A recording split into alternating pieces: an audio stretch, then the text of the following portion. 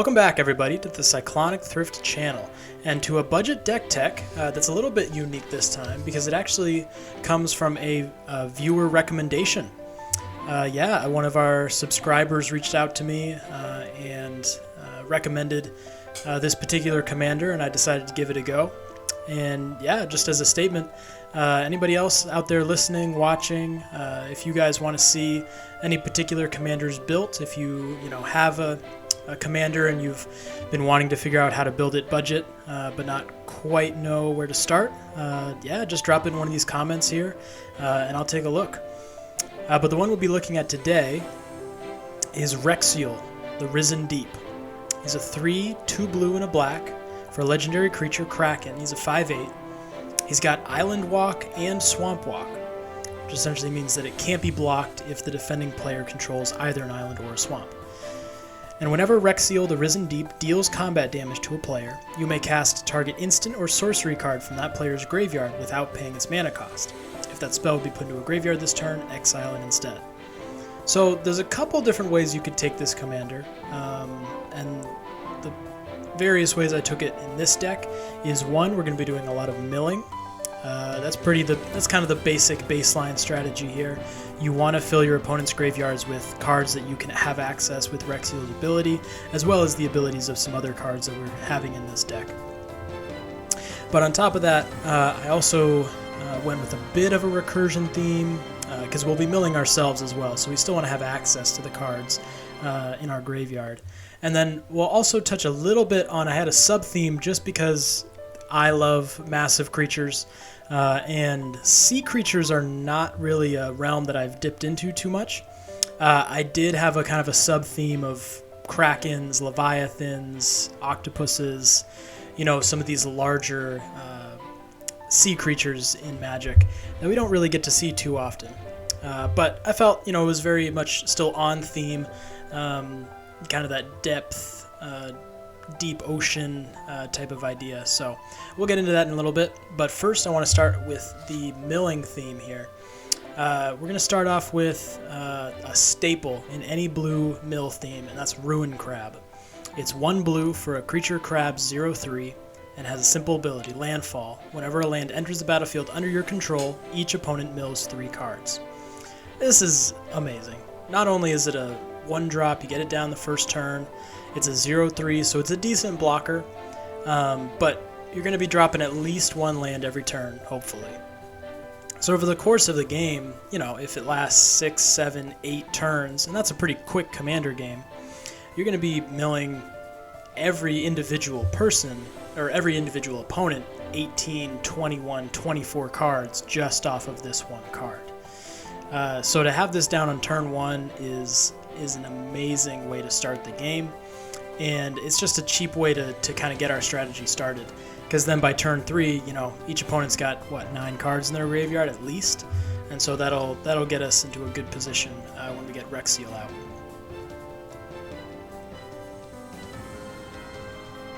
The second card here is Shadowkin, 3 and a blue for a creature shapeshifter 2/2, has flash. At the beginning of your upkeep, each player mills 3 cards, so including yourself, but everybody else, all of your opponents, will mill 3 cards, and you can exile a creature card from among the cards milled this way.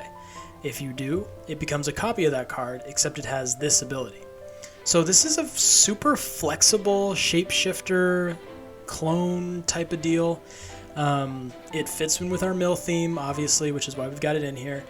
But not only can it copy the cards that you're milling, it can also copy the cards your opponents are milling, and it's repeatable, right? So not only do you get to, throw this down right before your turn, have it trigger on your upkeep, get that card, that creature for your turn, able to attack. And as I said, we've got some pretty massive Leviathan, sea creature cards in here. So the chances that you hit one of those is pretty good. But also you'll be able to have access to some of your opponent's cards. And the trick here is it's not just cloning it, it's exiling it, right? So we're taking it away for the rest of the game for our opponent, right? Because even if it's in the graveyard, right, they have some way of getting it back into their hand. Most commander decks are able to do that. but with this card specifically, you're able to keep them from having access to that card, which I think is a really nice secondary ability here.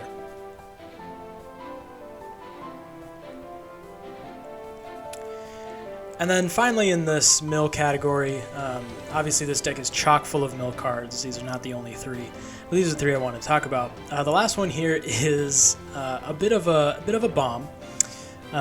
It's Teresian Mindbreaker. It's 7 mana for an artifact creature Juggernaut, and whenever it attacks, defending player mills half their library rounded up. And it also has an Earth, which is 1 and 3 blue. Return it from your graveyard, it gains haste, and then exile it if it would leave the battlefield or at the beginning of the next end step. So, yeah, so this is just fun. Obviously, you know, if you cast it for 7, it's a big boy, it's a 6/4, and its ability is super helpful, right, for our strategy. But 7 is a decent amount of mana for something that you're going to have to wait a turn cycle to use because it doesn't have haste. But if you're able to get this in the graveyard through your self-mill, cast this on turn 4 conceivably for that unearth cost, and mill someone's library, or half their library right off the bat, turn 4, that's a lot of value that you'll be able to take advantage of. And again, conceivably you get this done before Wrexial even comes out. So it just gives you access to a whole slew of cards for that individual player. Again, if you're hard casting it for 7, it's not impossible. It's a lot, you know, to spend your whole turn getting this thing down. But if you're able to get that unearth ability early on, you're going to be in a good spot.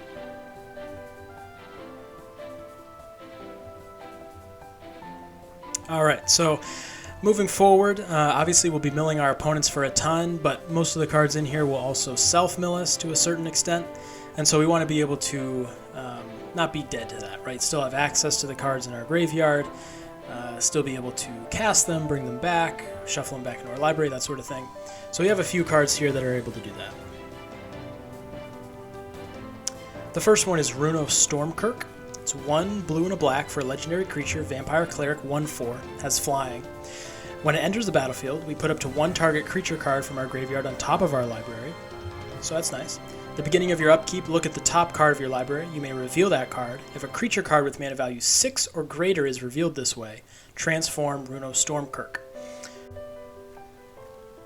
Yeah, so this is a nice little 3-drop. We get down real early. We're able to, you know, potentially recur a creature onto our library if we need to through some of our self-mill. If not, though, that second ability where we can look at the top card, flip it if it's mana value 6 or greater.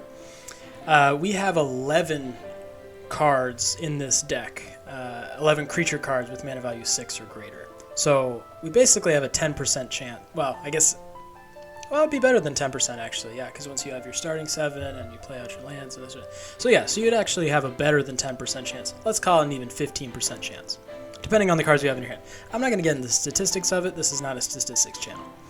Anyway, the chances of you flipping a card and having it work out are not too bad. And it's amazing because if you are able to flip it off and transform Runo Stormkirk, he transforms into Crothus, Lord of the Deep, which is a legendary creature, Kraken Horror, 3/5 with flying. Whenever it attacks, we create a tapped and attacking token that's a copy of another attacking creature. And if that creature is a Kraken, Leviathan, Octopus, or Serpent, instead we create 2 of those tokens instead. So, yeah. Again, with that kind of sub-theme of Krakens, Leviathans, undersea, you know, creatures, we have quite a few in this deck that would be able to create tokens out of. And not to mention the various abilities that these massive creatures have, but just the fact that you get 2 extra, you know, attacking 6/6s or 7/7s is pretty sweet. Now, ideally you know, target non-legendary creatures, which for the most part our, you know, 6 and above creatures are. You can't really use this on your commander, unfortunately, but other than that, this is a super big value piece and something that's going to be really nice. And then to speak on, you know, that Kraken sea creature sub-theme, we have Gyruda, Doom of Depths. It's 4 and 2 Dimir split mana for a legendary creature, Demon Kraken. It's a 6/6 with Companion. We're not going to worry about the companion because we're not using it as a companion. But when it enters the battlefield, each player puts the top 4 cards of their library into their graveyard. Put a creature card with an even converted mana cost from among those cards onto the battlefield under your control. So again, fits in the mill strategy. It's going to mill everybody. Going to potentially give us access to a sweet creature of our own, or at least something of our opponents. Yeah, and it's a Kraken, so it fits the flavor of the deck. It's got an ocean on the picture, so had to include it, of course. And then the last quick little card here in terms of the recursion strategy is Sepulchral Primordial. 5 and 2 black for a creature avatar. It has Intimidate, and it's a 5/4. And when it enters the battlefield, for each opponent, you may put up to 1 target creature card from that player's graveyard onto the battlefield under your control. So, pretty self-explanatory. We're not casting this until later in the game when we've had a chance to really mill everybody out.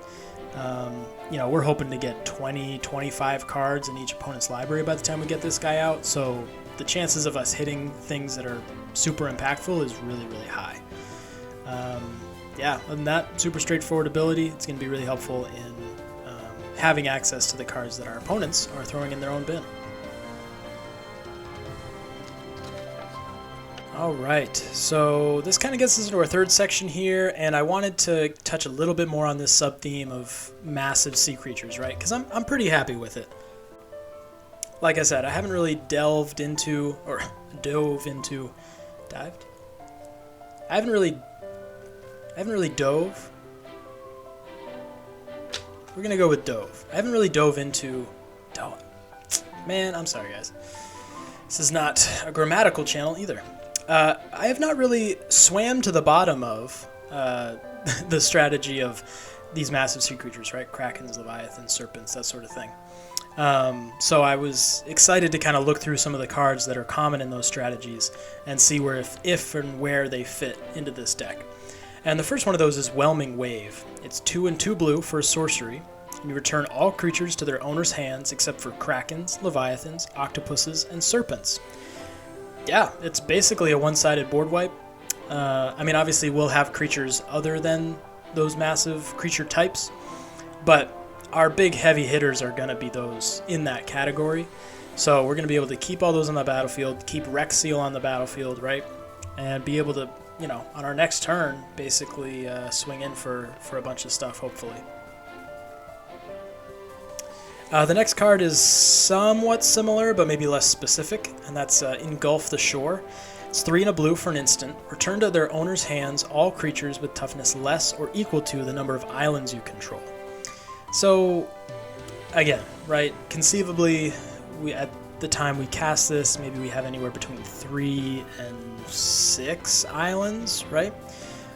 So, essentially bouncing everything 6 toughness or less. It's going to hit quite a few things, but again, for our, massive creatures, they're going to be able to avoid that. And again, you get to choose when you cast this, right? So you get to wait for the time that's most opportune for your strategy. And then the last one here is a card that I absolutely love. Any card draw strategy, you absolutely have to put this in. Any kind of counter proliferation strategy, you want to put this in. But when you're trying to make a Kraken deck, you also got to put this in. And that's Ominous Seas. It's 1 and a blue for an enchantment. Whenever you draw a card, you put a foreshadow counter on Ominous Seas, and then we can remove 8 of them to create an 8/8 blue Kraken creature token. So again, get this down early. It just accumulates value throughout the game. You remove the counters at the end of your opponent's turn. Have an 8/8 Kraken at the beginning of yours for free. It's something that'll be super helpful for you. And hey, you draw this late game. You need to kind of push it away, get something a little bit more impactful that's going to help in the moment. You cycle it for 2, right? So there's a lot of pluses to this card, and the fact that it has an ocean on the picture, got to include it. Alright, that brings us to the veggies portion of this deck. Any budget deck has to eat their veggies. You guys have heard me say it before, but if you aren't eating your veggies in your deck building, especially for budget decks. You're not going to be able to compete with the higher power decks out there that have access to cards, have access to consistency that you're just not able to get onto.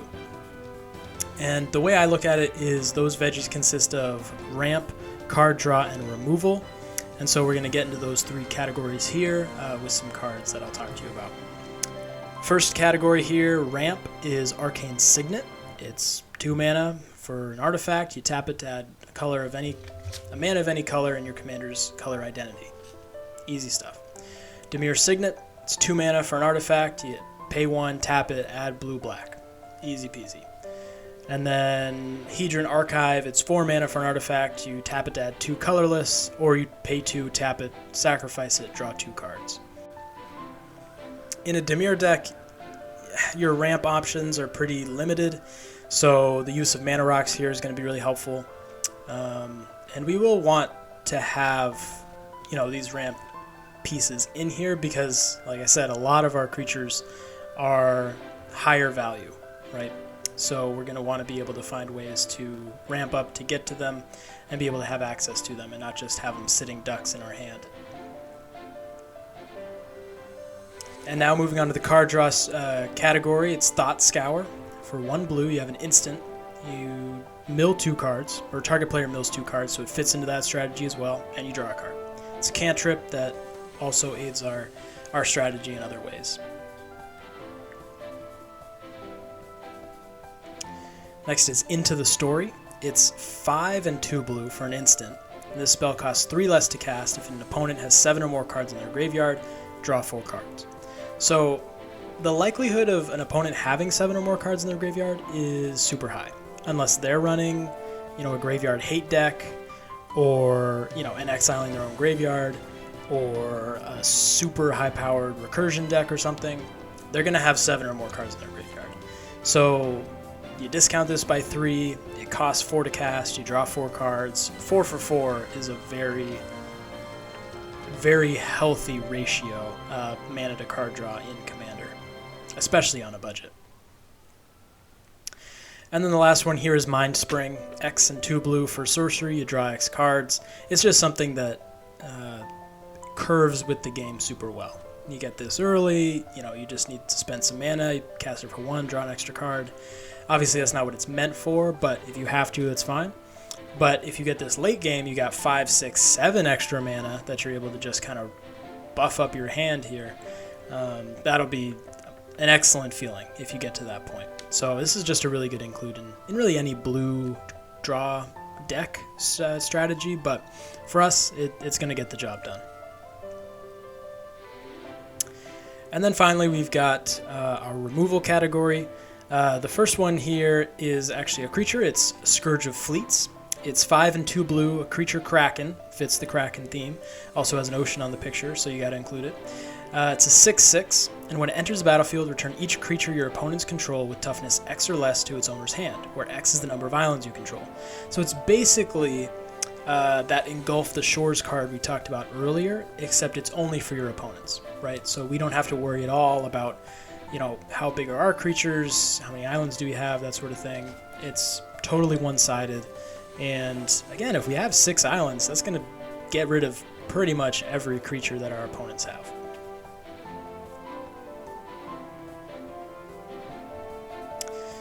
The next card here is Winds of Rebuke. It's 1 in a blue for an instant. Return target non-land permanent to its owner's hand, and then each player puts the top 2 cards of his or her library into his or her graveyard.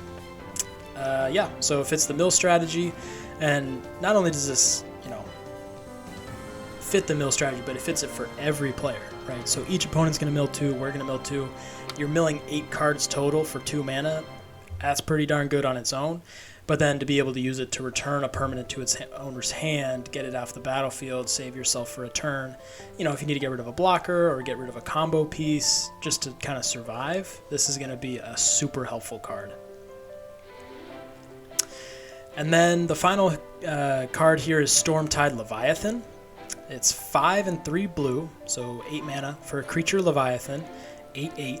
Has Island Walk, just like our commander, so it can't be blocked if the defending player controls an island.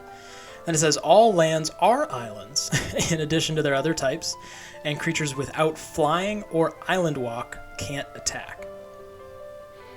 Now this is super interesting, because we actually have quite a few creatures with flying in this deck. The only creatures with island walk, I believe, are this one and our commander, but I can't imagine that we're going to be playing many decks that are island walk heavy, at least. Sure, maybe creatures, you know, they've got creatures with flying, that sort of thing, and that'll be tricky, but this is just a super exciting card, something, an ability that you really don't see very often, and the fact that it doesn't turn off our commander at all, it fits in the Leviathan theme, it has an ocean in the picture, it checks all of our boxes. And this is where this card usually fades away, you know, the end of the removal deck, and we get into our thrift pick. But the thrift pick for this deck is actually Stormtide Leviathan. So we're going to leave it right up here. You just heard me talk about it. I'm just super excited to play it out. I think it is just going to cause a lot of fun interactions on the board. Making all lands islands means that not only will we be able to attack any individual player with this creature, but we'll also be able to attack any individual player with Wrexial, no matter what deck they're playing. Yeah, it'll just be super helpful. 8 mana creature, it's a bomb. You know, players might not necessarily like it on the field, but if you get it down or are able to utilize it, it's going to be really nice. And that brings us to the end of this budget deck tech. Again, thank you for that listener who recommended this deck, or this commander rather. Was not one that I found on my own, and I was, again, super interested to kind of get into the ocean depths flavor of it all. So thank you for recommending it. As always, I hope you guys enjoyed, took some inspiration for your own decks. If you're not subscribed to the channel, please do so.